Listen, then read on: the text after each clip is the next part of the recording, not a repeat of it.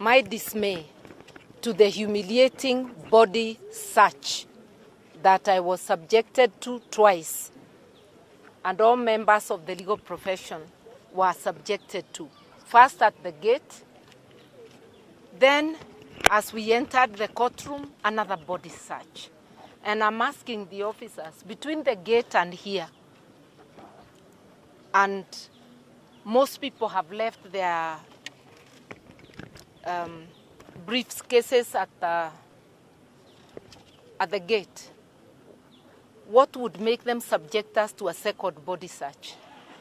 Secondly, I have not yet had audience, the right of audience in court, because I'm not yet licensed to practice in Uganda.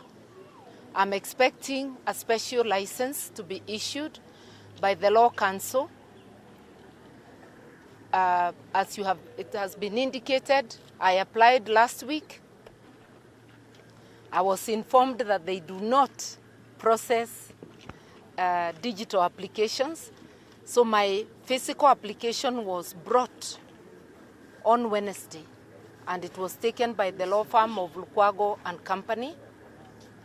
And it has not yet been processed, but I have been promised by the chair of the Law Council, Justice Mulyangoja, that we may hear from them as early as tomorrow. We have been able to have audience with our client in the court, within the court precincts, and our client was very firm that we ought to apply for adjournment. I should say our clients, not client, so that we can get the answer from the Law Council. You can see for yourself the harassment we have to endure, that they cannot wait even for a minute for this conversation to happen. I want to agree with my colleague, the Lord Mayor, that the abduction of Mr. Besigye and Mr. Lutale from Kenya breaches the Constitution of Kenya, the Constitution of Uganda, and the East African Treaty. I have looked at the charge sheet. The offenses are alleged to have been committed in Kenya, Greece, and Switzerland.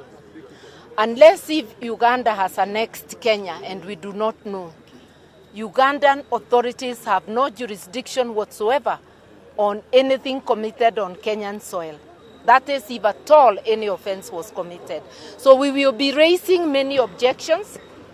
I am coordinating Pan-African lawyers from Nigeria, from Kenya, from Ghana, from various jurisdictions, including Tanzania, who will also be applying to practice. As Pan-African lawyers and politicians, we are taking this matter very seriously.